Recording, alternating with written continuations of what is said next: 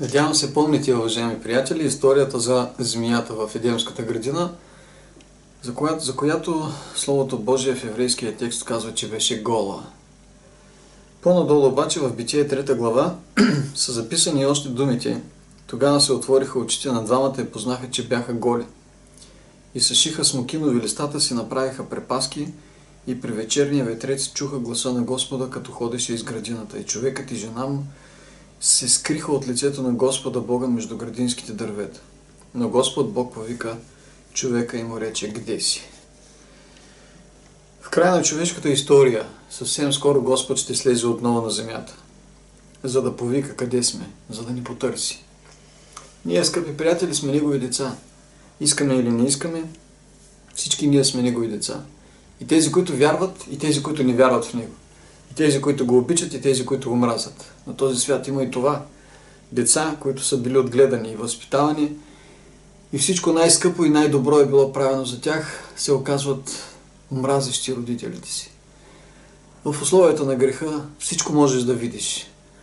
Но дали всичко, което ще видиш, ти, скъпи приятели, това, което ще видя аз, е това, което е трябвало и е било Божий план да бъде видяно, това е съвсем различен въпрос. Когато четем Свещеното писание и когато стигнем до онази диагноза, записана в Откровение 3 глава, точно така, свързано с Лаодикийската църква, ние отново стигаме до 18 стих. "Знае делата ти, че не си нито студен, нито топъл, дано беше ти студен или топъл. Понеже си хлатък, нито топъл, нито студен, ще ти повърне из устата си. Понеже казваш: богат съм, забогатях и нямам нужда от нищо, а не знаеш, че ти си окаяният, нещастен, сиромах, сляп и гол." Тази диагноза е много интересна.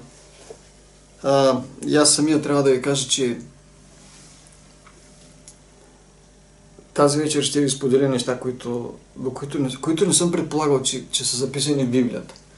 Неща, които косвено повечето от нас сме си давали сметка, че са така по един или друг начин, наблюдавайки поведението на световните религиозни общества, връзките, които се създават, политиката, която се води. Но това, което ще прочета тази вечер от диагнозата в Откровение 3 глава, 17 стих, е нещо невероятно. Позволявам си да обединя трите израза окаян, нещастен, сиромах в една тема по няколко причини. Много често напоследък ми казват все повече хора: много дълго говориш, много дълги поредици правиш. Разбира се, моята цел винаги е била да бъда максимално ясен, да не оставям въпросителни в сърцата и в умовете ви. Тази вечер, надявам се, ще успея да поставя нещата по начина, по който и Бог самия ги е поставил. Много често в Свещеното писание ние стигаме до изрази като "който чете, нека разбира". Ще прочита нещо, след което ще го обясня, доколкото моя ум и способности ми позволяват. Много ми се иска да разберете нещата в дълбочината. Понякога, уважаеми брати и сестри, е нужно да гледаме с очите на вярата в текста, повече да гледаме с очите на вярата, отколкото с съзнанието и с аналитическите си способности. И така. "А не знаеш, че си окаяният, нещастен, сиромах, сляп и гол." Какво означава окаян? Думата окаян на гръцки, тук се извинявам на всички мои приятели, знае, че съвсем добронамерено подхождате към мен. Ако изговарям думата неправилно, талай порос, както и да се изговаря тази дума, искам да ви кажа, че тази дума означава нещо много странно. Тя е сложна дума и означава талант, даден за изпит. Талант, даден за изпит. Буквално. В етимологията на този израз. И предполагам, всички вие ще си спомните онази притча Ще отида на тази притча. Не мога да не прочета този текст просто, която е изречена в Евангелието на Матей 24 глава от Исус Христос, която говори за талантите.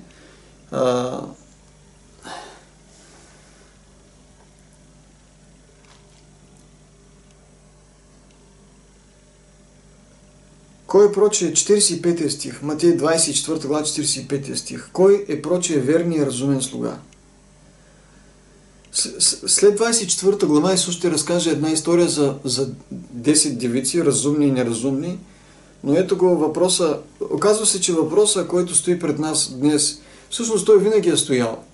Може би винаги е стоял по един и същ начин, просто през вековете хората преди нас, еврейската нация, Бог да ги благослови за всичките терзания, които са преживяли, за всичките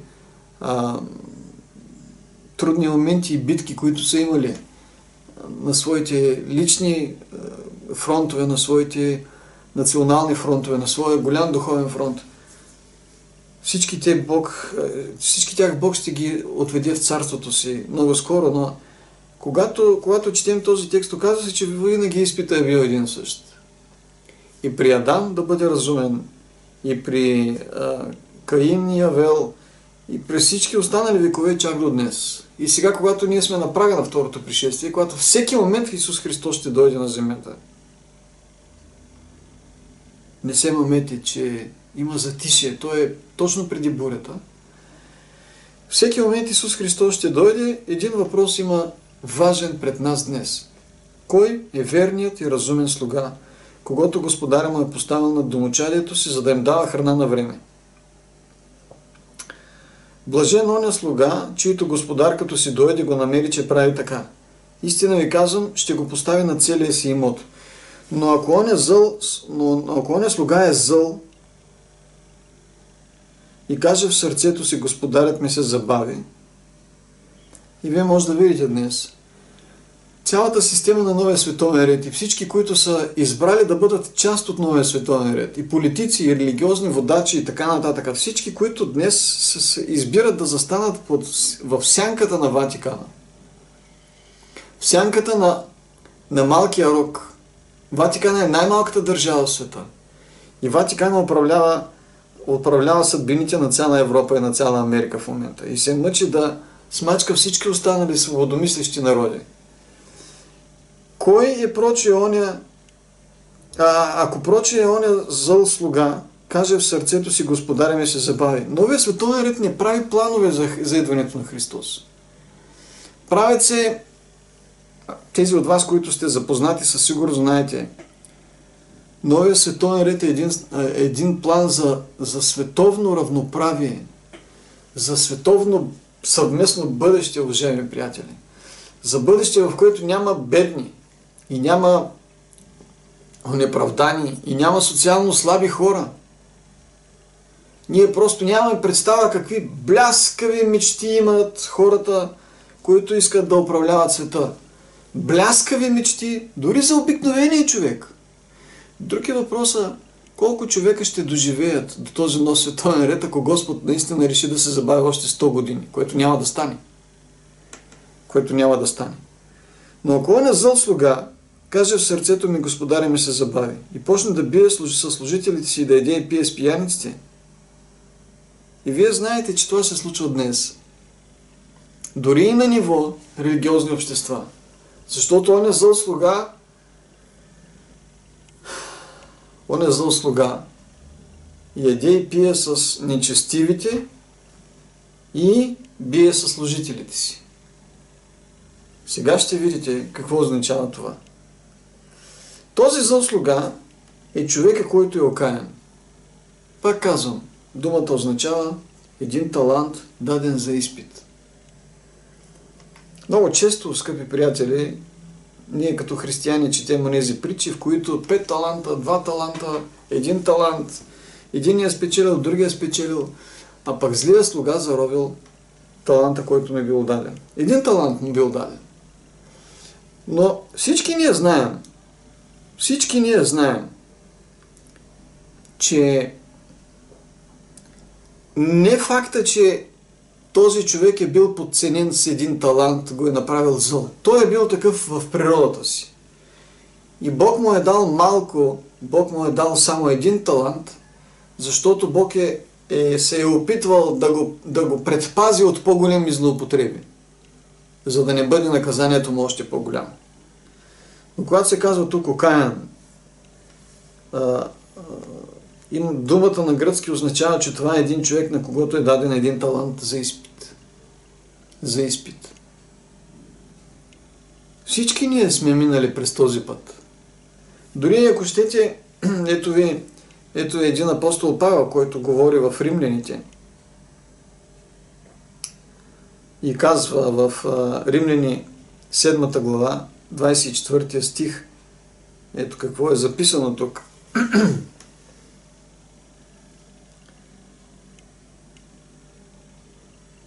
Окаян аз човек, кой ще ме избави от тялото на тая смърт? Защото, 22 стих, колкото за вътрешното ми естество аз се наслаждавам в Божия закон, но в телесните си части виждам един различен закон, който воюва против закона на ума ми и ме заробва под греховния закон, който е в частите ми. Окаян аз човек, кой ще ме избави от тялото на тая смърт? В какво се състои окаянството на ангела на Лаодикия? Окаянството на ангела на Лаодикия, знаете ли, големите коментатори на този текст казват, че по времето на апостол Павел в Римската империя имала една особена смъртна присъда за някои тежки престъпници, закоравели престъпници. Присъдата била следната. Взема се трупа на един мъртъв човек и се завързва, гръб с гръб го завързват за осъдения на смърт. Осъдения на смърт е със свързани ръце, така че той не може да се освободи от тялото от този труп на гърба си. Какво се случва с времето? Трупа започва да се разлага на гърба на живия човек. Те са вързани, те са стегнати. Трупа започва да се разлага и се стига до там, че тялото на живия човек започва да се разлага поради трупа на гърба му. Окаян аз човек, кой ще ме избави от тялото на тая смърт? Уважаеми приятели, всеки християнин знае една елементарна истина. На гърба ни трябва да има нещо. Или кръста на Христос, или бремето, теглото на смъртта. Затова апостол Павел се изразява така. Или приемаме, или трябва да приемем това, което Бог ни подарява, или неизбежно всеки от нас ще трябва да понесе последствията на греха, наказанието на греха. Не искам да влизам в описание на картината, какво се случва с един жив човек, когато на гърба му има закачено, притегнато едно разлагащо се тяло. Но знаете ли, въпроса за разложението, повечето от нас не си даваме сметка. Много често ние днес говорим за корупция. Корупция означава разложение. Разложение в смисъл, в държавата няма морални устои, правителството е корумпирано. Примерно, някой се изразява така. Нашето правителство е корумпирано. Какво означава това? Че има един процес на разложение. Обществото ни е корумпирано. Какво означава това? Че моралните устои на обществото не се липсват просто. И в това общество текат процеси на разложение. Какво означава корумпиран човек? Ако каже някой, аз съм корумпиран човек, това означава, че той в живота си няма никакви морални принципи. И в неговия живот текат едни процеси, които рано или късно го довеждат до състоянието на човека е жив. Корумпираният човек на практика е жив, но той е духовно мъртъв човек. Когато говорим, изразяваме понятието корупция, ние всъщност говорим за процес на разложение, на разпадане, на вече мъртва тъкан. Няма го живота, който да сглобява и да държи живо всичко и да прави нещата в едно. Няма го този процес. Следователно има процес на окаянство. Има процес на разложение. На разложение. Следващата дума, която Исус Христос използва: окаян, нещастен. Ти не знаеш, че си окаян, нещастен. Няма да влизам в подробности. Само едно нещо да кажа. Тази дума, нещастен, етимологията на думата идва от корена елеос. Елеос. Оттам идва и понятието Елеонски хълм. На мен ми трябваха повече от 5 години, докато открия. Това явно, уважаеми приятели, не са неща, които богословието обича да се коментират. Богословието не обича да се говорят ясно тези неща. Защото на този свят висшето богословие, ако говори истината, ще трябва хората да осъзнаят, че вярата не се нуждае от богословие. Но това е една друга тема. Нещастен. Елеос, откъдето идва и понятието Елеон, Елеонски хълм, Елеон е едно от имената на Бога на еврейски. Едно от имената на небесния Бог. Оттам идва Ел. Елеон идва от Ел, небесен Бог. Елеон. И оттам Елеос, което означава завет на вярност, завет на любов. С ангела на Лаодикия излиза, че Бог е сключил завет на вярност и завет на любов. Обаче, някак си ангела на Лаодикия е изкривил е, осукал е, огънал е. Това е един от изразите в Стария завет, който означава изкривяване, едната от думите обясняващи греха. Ангела на Лаодикия така е изкривил завета си с Бога, извратил, по-скоро позволете ми тази дума да използвам, така е извратил завета си с Бога, че от един завет на вярност и на любов, ангела на Лаодикия изведнъж се оказва нещастен. Много е интересно. Как е възможно да ти бъде даден завет на вярност и на любов, а пък ти да си нещастен в това? Греха няма обяснение. Затова Библията казва, беззаконието е тайна. Тайната на беззаконието. Но наистина това е много, много голяма загадка, уважаеми приятели. От една страна имаме Словото Божие, имаме смъртта на Исуса Христа, имаме обещание, че който повярва и се кръсти, ще бъде спасен. От друга страна, ние живеем на този свят, четем Библия, ходим на църква, слушаме проповеди и ние сме едни нещастни християни. Защо? Защо трябва да бъде така? Причината е, че ние искаме в този завет на любов, този завет на вярност, този брачен договор, защото думата завет на еврейски означава брачен договор. Ние искаме в този брачен договор да има на Запад днес казват, когато двама души се омръзнат, обаче не искат да се развеждат, защото знаят, че това няма да доведе до добро, нищо хубаво няма да им донесе. И проявяват някакъв разум хората и казват, дай да не се развеждаме, нека да отворим нашата връзка, да я направим отворена. Тоест ще се изневеряваме, ама ще се изневеряваме еквивалентно. Аз веднъж и ти веднъж, не повече. Нали, ако аз ти изневеря втори път, ще ти кажа, ти можеш втори път да го направиш. Нашия свят е стигнал до невероятна низост вече. Нали, но казвам го, защото някак си ангела на Лаодикия иска връзката му с Бога, иска брачния му договор с Бога да бъде отворен договор. Ангела на Лаодикия иска да изневерява. Ангела на Лаодикия не е щастлив в завет, в брачния си договор с Бога, с Христос. И това е големия му проблем. Това е големия му проблем.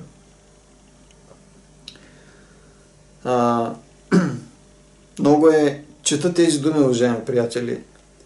Чета тези думи и ако свържа идеята с единия талант, сребърници и с изневярата, аз стигам до концепцията Юда. Не знам дали вие можете да направите връзка между тези неща, но пари и невярност Юда. Разбирате ли? Ангела на Лаодикия. По-лошото е, че от тук нататък стигаме в още една по-дълбока ситуация. Окаян, нещастен сиромах. Принципно, думата сиромах, така както е записана в книгата Откровение, означава също и просяк. Човек, който няма нищо и проси. Другото, което можем да кажем, че това е човек, който сега ще кажа нещо много страшно. Сиромах на библейски език означава безимотен човек. Човек, който работи толкова, колкото да изкара прехраната си за днес и няма никаква сигурност за утрешния ден. Няма никаква сигурност. Нали? Сиромах е абсолютно противоположна картина на еврейския народ, когато Бог каза: аз ще ви заведа в земя и ще ви дам земя, в която текат мляко и мед. Авраам не беше беден човек. Исак не беше беден човек. Яков не беше беден човек. Еврейският народ не беше беден народ. Бог ги заведе в земя изобилна. Цар Давид даде хиляди тонове сребро и тонове злато подарък на храма, който щеше да се построи след неговата смърт. Под сянката на Бога не можеш да бъдеш беден. Но идеята на Бога е била да разберем, че ако ние стигнем до там, да обеднеем, това означава, че нещо с нас духовно не е наред. И повечето от нас, когато четем Библията, и особено там, стигнем до въпроса за 7 по 7 години, всяка 7 година да ви бъде година за отпущане, всеки, който е продал се имота или продал себе си в робство, да бъде пуснат на свобода, да му бъде върнат имота. Всички тези картини, в които Бог говори, става въпрос за картини, в които някой е обеднял, защото той духовно е скъсал с Бога. Духовно е скъсал с Бога. Когато четем Библията и четем историята на Исак, в живота на Исак е един голям глад. И Словото Божие казва, че Исак слязал на юг, в земята на филистимците, и посял жито. И било време на глад, разбирате ли? И там пише, че Исак посял жито, обаче няколко години подред земята родила стократно. Стократно. Около него филистимците сеят и нищо не става, а Исак сее жито, ражда стократно. Овцете, говедата му, козите му раждат изобилно. И хората около него започват да разбират, че Бог има работа с този човек. И отиват и го молят: тръгни си от нас. Авимелех, единият от филистимските царе, го моли: тръгни си от нас, защото... Защо? Хората се дразнят, защото те разбират, че не са с Бога. Това започва да им бърка в душите, разбирате ли? И те знаят, че не са с Бога, но когато Исак е там между тях, изведнъж то става толкова очевадно, че нивите и стадата на Исак, без Исак да е казал нито дума, устата му е заключена. Без Исак да е казал нито една дума, нивите и стадата на Исак са едно говорещо изобличение за филистимците.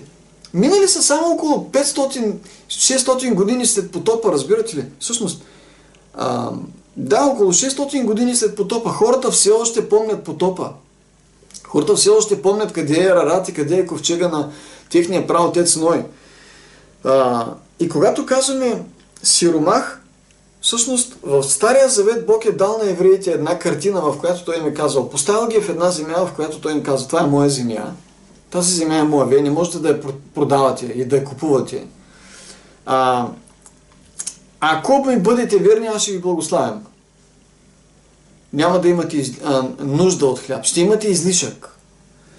Но когато в Откровението Бог казва сиромах, той има в предвид, че ангела на Лаодикия не е верен на своя господар, на своя създател. Нещо повече. Уважаеми приятели, думата сиромах на гръцки означава, етимологията на думата означава един, който се е проснал на земята в поклонение. Проснат в поклонение. Сега тук нещата стават много груби. Ще кажете защо?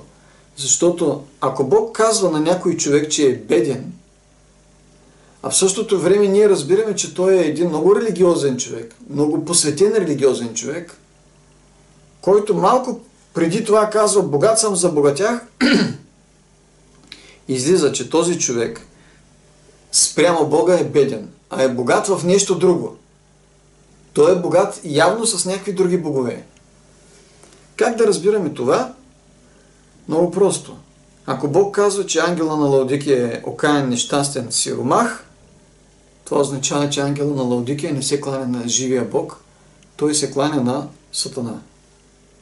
Няма друго обяснение. Излиза, че ако ангела на Лаодикия е забогатял и няма нужда от нищо, той разчита на благословенията на Сатана. Тоест, проснал се, поклонил се на дявола и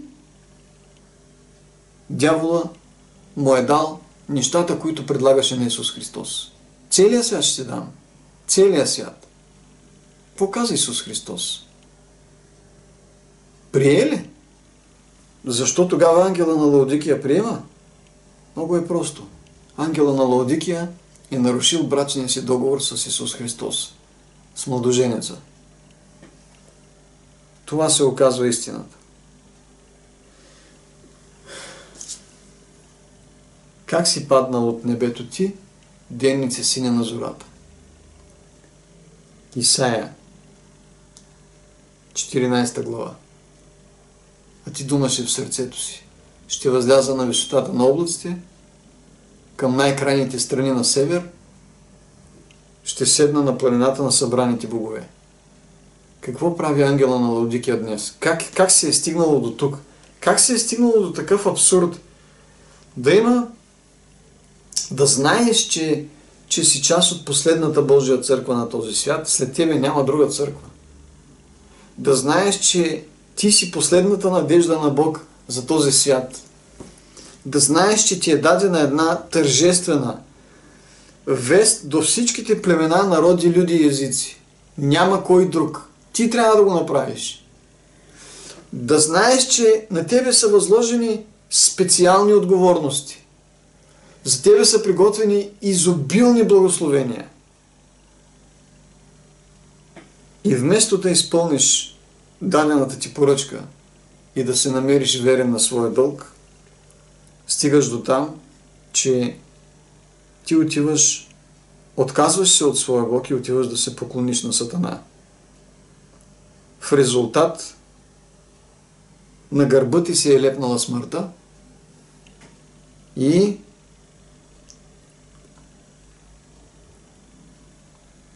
ти вече не си човек на любовта, на завета на любовта. Ти вече не си човек на завета на верността. Ти ставаш по природа предател и зъл, убиец. Как е възможно това? Нямам никакво обяснение. Освен, когато спрем да четем Словото Божие и когато спрем да се молим и когато имаме толкова много важни неща завършени, че нямаме време за Бога, за нашата среща с Бога, за да чуем Божия глас.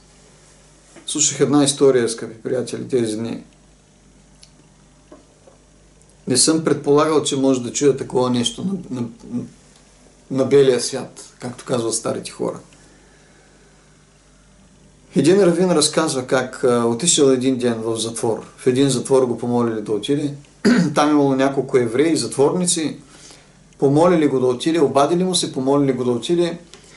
Уредили възможността да го пуснат в затвора, да му осигурят една зала, където нещо като параклис, място, където той да им говори. Отишъл равина, няколко души влезли в параклиса, след което той започнал да им говори. Говорил им 1 час, условието било да им говори 1 час, след което да напусне срещата, да се прекрати. Такива са правилата с затворниците. Говорил 1 час, обаче в края на този час тя го питали: ще дойдеш ли пак? Ще дойда, казал равина, ще дойда. Отишъл следващия път. Но, интересно, следващия път, там между затворниците влизат и хора, които не са евреи. Той, по какво един еврей не се познава? По малката шапчица тук на главата. И той казва: влязах и виждам, че там вече има и други хора. Групата станала по-голяма, обаче те казват, те не са евреи. И аз знам, че не са евреи. И аз почнах да им говоря. И аз им говоря неща, които те казват, Те са християни, аз им говоря неща, които те също вярват. Аз им говоря това, което те наричат Стар Завет. И аз им говоря от Словото Божие и те слушат, аз им говоря, те слушат, мина 1 час. В края на този час няколко души мъже, които не бяха евреи, ме питаха: Рави, ще дойдеш ли отново? И аз казах: ще дойда. Отивам следващия път, групата е още по-голяма. И така казва той, в този голям американски затвор, групата, желаящи да слушат Словото Божие, християни, да слушат от един равин Словото Божие, стана около 120 човека. И аз казвам, започнах да ходя редовно. Те ме молят и аз ходя, те ме молят да им говоря, аз им говоря, чета им Словото Божие, обяснявам им го. Обаче казва, знаете ли, случи се нещо много интересно. Американското правителство решава да оповести някаква амнистия. И около 10 човека от тази група, която го слуша, 10 човека, трябва да бъдат пуснати на свобода. И равина казва, следващия път аз отивам на моята среща. Аз не знам какво става в затвора. Отивам на моята среща, влизам в залата, пускат ме съответно при затворниците и 3 от тях стават и ме питат: Рави, можеш ли да ни помогнеш? И той казва: с какво да ви помогна? Нали? Вие не сте евреи, малко ще е сложно, но с какво мога да ви бъда полезен? И тези затворници му казват: Рави, ние 3, това са мъже над 60 годишни. Ние, казват, 3 трябва да бъдем пуснати на свобода. И равина казва, нали, аз реагирах и казвам: чудесно, поздравления, нали, прибирате си от дома. И 3 мъже му казват: Рави, нас няма кой да ни чака. Ние сме повече от 30 години в този затвор. Нас никой не ни чака. И той им казва: добре, все някак на свобода е по-различно. Равина им го казва. И те казват: Рави, ти не разбираш. Ако ние излезем навън, ние, които сме по природа престъпници, ние пак ще направим грешка. Молим те да ни помогнеш, да ни съдействаш, да бъдем оставени в затвора. И равина казва: аз си вдигам шапката и я слагам на главата си и се чудя. Какво става тук? Хората не искат да излязат на свобода. И той ги запитал: защо така?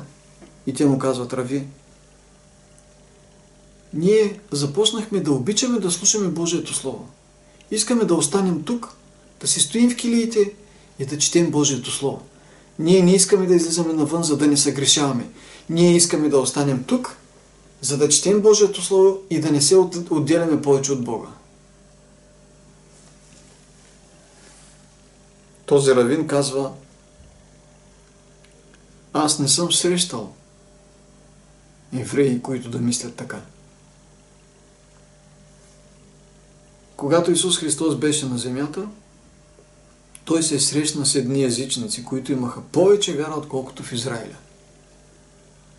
Това бяха думите на Исус Христос: нито в Израиля съм намерил толкова вяра. Скъпи приятели, слушах тази история и днес прочетох пред вас един стих и си задавам един въпрос. Как е възможно светлината, дадена на виждащите, да бъде неприятна за виждащите? А онези, които я нямат, никога не са имали и са жадни и гладни, все още да жадуват и да гладуват за нея. Тези, на които е дадено, не искат да служат на Бога, а онези, които нищо не знаят, са готови да направят всичко за Бога. И живеем в един объркан свят. И живеем в един загубен свят. Изгубен.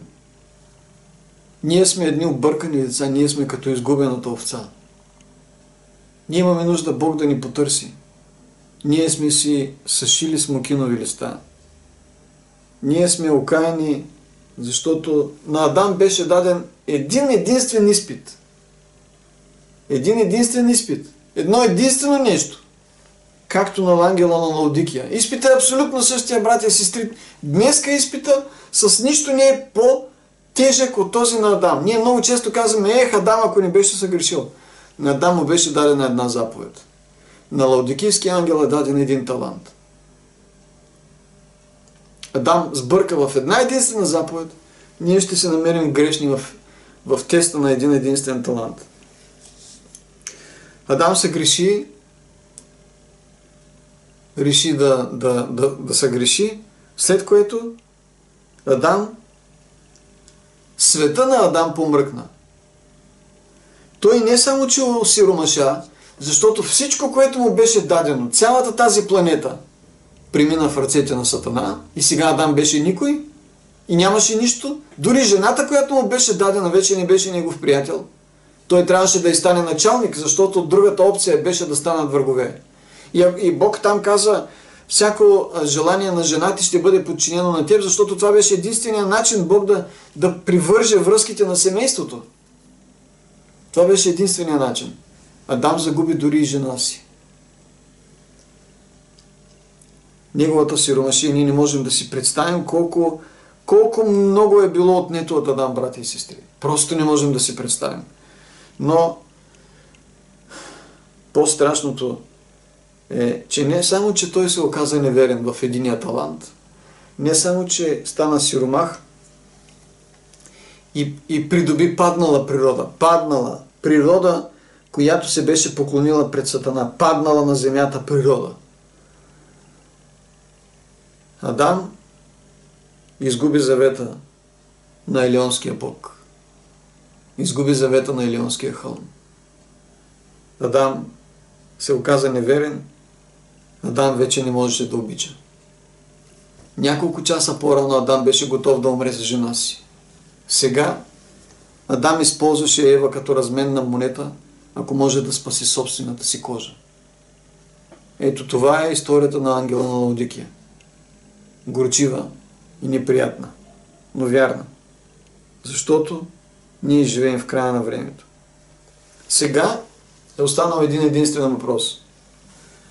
Ето стоя на вратата и хлопам. Ако чуя някой гласа ми и отвори вратата, ще вляза при него и ще вечерям с него и той с мене.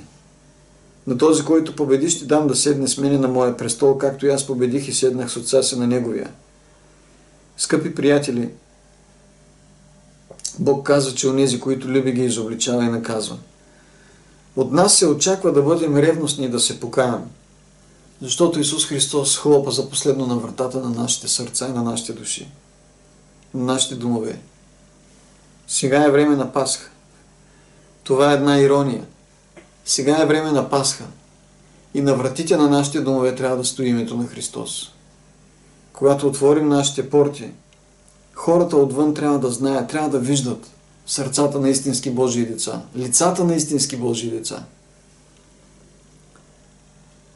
Нещо повече. Името на Христос трябва да е отпечатано върху сърцето на всеки от нас. А това е възможно само ако ние участваме в тази Господна вечеря. Той иска да вечеря с нас. Не на нашата маса. Не под нашия покрив. Той иска да вечеря с нашите сърца. А ние да вечеряме с Неговата кръв и с Неговата плът. Той иска ние да имаме Неговото естество. Това е, което иска Христос. Ангела на Лаодикия. Пророчеството казва, че ангела на Лаодикия няма да приеме тази сделка. Няма да я приеме. Нещо повече. Пророчеството казва, че ангела на Лаодикия ще изключи сделка с блудницата от Откровение 17 глава. Това е ситуацията. Ние не можем да я променим. Можем да скърбим за това. Може да ни болят сърцата и душите. Можем да плачем за греховете, които се вършат в Израиля. Можем да умоляваме нашите приятели, които знаят последната, настоящата истина, да се върнат от пътя, по който са поели. Защото пътя на правдата е само един. Пътя на правдата е само един. И той минава през освещението на събота. Всъщност, скъпи приятели, дошъл е ден, в който Бог е довел нещата до един единствен въпрос. Един единствен въпрос. Ще пазим ли съботния ден? Ще помним ли съботния ден, за да го освещаваме? Боже, който си в небето. Дано простиш нашата слабост, защото грехът толкова много се е вкопал в нашите сърца. Така се е впил в душите ни, че ние нямаме представа какво е живота на един свободен по дух християнин човек. Скъпи брати и сестри, Исус стои на портата на Лаодикия и на портата на сърцето на всеки от нас, на портата на нашите домове. Моля се само едно. Скъпи приятелю, братко и сестро, да отвориш сърцето си, за да може така, чрез теб, Бог да похлопа на сърцето на твоите любими домашни. Ако го направиш, има обещание, че Той ще влезе в твоя дом и ще благослови и тези, които не вярват в твоя дом. Онези, които са опаки, ще смири, онези, които са непослушни, ще утеши. Но ако аз и ти в личен план се предадем на Бога, на нас ще ни бъде дадено цялото богатство на небето. А то се изразява в бяла дреха на гърба, в сандали на нозете и в пръстен на ръката. Три неща. Три неща. Сега е дошло времето, скъпи приятели, да изберем на кого искаме да служим. На Бога или на дявола. Ако си купим от Бога колори и бяла дреха и злато, ние ще знаем, ще ни бъде казано, че сме наследници на небето. Но ако решим да не търгуваме от Бога, да не си купуваме от Бога, но да купим тези неща от дявола, той също ги предлага. Той предлага същите неща. С тази разлика, че на едната сергия се предлагат истински стоки, а на другата се предлагат фалшиви стоки. Всеки от нас ще трябва да си избере. Такъв час е дошъл.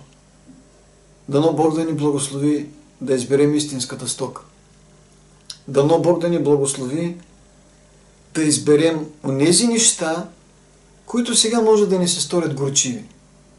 Но в един дългосрочен план, имам в предвид вечността, тези стоки ще стават на вкус все по-сладки. Със всеки изминал ден на вечността, сладостта и богатството на този избор ще става все по-голям. Дано Бог да ни благослови, да ни подкрепи и да ни даде смелостта да направим правилния избор. Защото при един грешен избор сега ще има една кратка временна сладост и спокойствие, след което ще настане една голяма горчилка. Както казва Исус Христос, а там ще бъде плач и скърцане със зъби. До ангела на Лаодикийската църква пиши: болен си, имаш нужда да се лекуваш.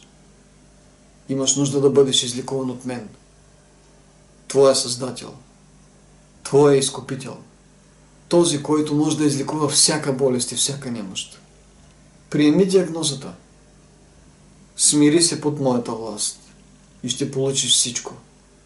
Бог да ни благослови да го приемем, скъпи приятели. Амин.